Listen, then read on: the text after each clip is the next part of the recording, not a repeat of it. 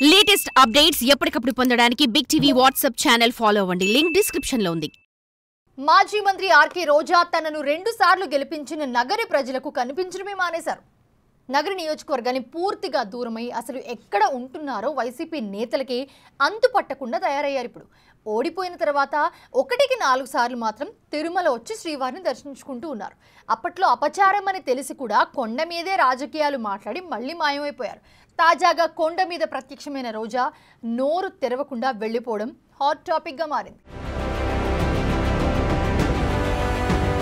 RK రోజా మంత్రి అవ్వాలన్న జీవితకాల కోరిక తీర్చుకున్నారు. 2 ఏళ్లు మంత్రిగా పనిచేసిన ఆమె తనను 2 సార్లు ఎమ్మెల్యేగా గెలిపించిన నగరి నియోజకవర్గ ప్రజల్ని పూర్తిగా మర్చిపోయారు. ఎన్నికల ఫలితాలు వెలువడగానే ఆమె సెగ్మెంట్కు దూరమయ్యారు. మొన్నా మధ్య మరో మాజీ హీరోయిన్ రవళితో కలిసి తిరుమల కొండపై ప్రత్యక్షమైన మాజీ మంత్రి రోజా అపచారమని తెలిసి కూడా కొండ మీదే రాజకీయాలు మాట్లాడి మళ్లీ మాయమైపోయారు. తాజాగా కొండ మీద ప్రత్యక్షమైన రోజా నోరు తెరవకుండా వెళ్లిపోవడం హాట్ టాపిక్ గా మారింది.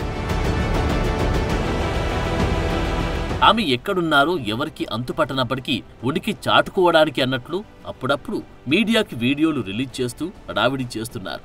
బెజవాడ వరదలప్పుడు ముఖ్యమంత్రి చంద్రబాబు నాయుడు దగ్గర నుంచి అందరూ వరద సహాయక చర్యలను క్షేత్రస్థాయిలో ఉండి పర్యవేక్షిస్తుంటే అసలు ప్రభుత్వం పూర్తిగా విఫలమైందని ప్రకటించి విమర్శల పాలయ్యారు.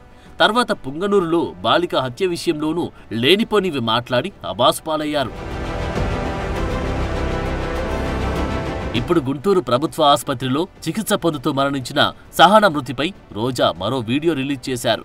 సాక్షాత్తు ముఖ్యమంత్రి చంద్రబాబు ఉన్న జిల్లాలో మహిళా హోంమంత్రిగా ఉన్న ఈ రాష్ట్రంలో టీడీపీ రౌడీ షీటర్ కిరాతకంగా దాడి చేసి సహనను హత్య చేయడం దారుణమని, ఇది ముమ్మాటికి ప్రభుత్వ హత్యని, ఈ హత్యకు ముఖ్యమంత్రి చంద్రబాబు, హోంమంత్రి అనిత, డిప్యూటీ సీఎంలే కారణమని హావభావాలు ప్రకటించారు.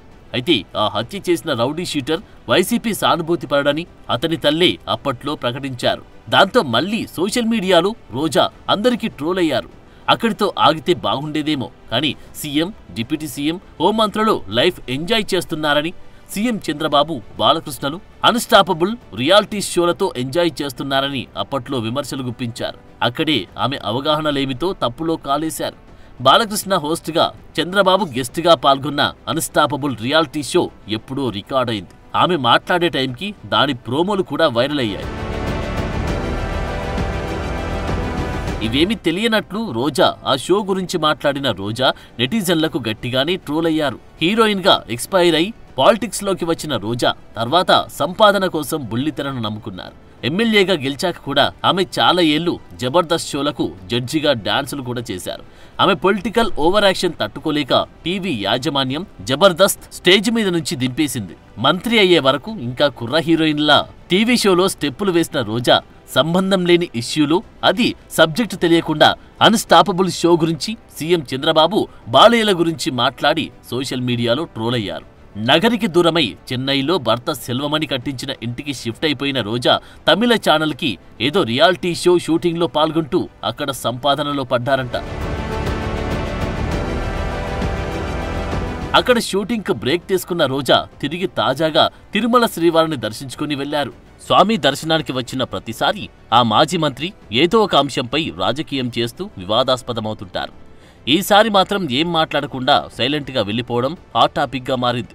తిరుమల కొండపై రాజకీయ విమర్శలు, ప్రసంగాలు చేస్తే కేసు పెడతామంటూ టీటీడీ పాలక మండలి హెచ్చరించిన నేపథ్యంలో ఆమె నోటికి తాళం పడిందంటున్నారు.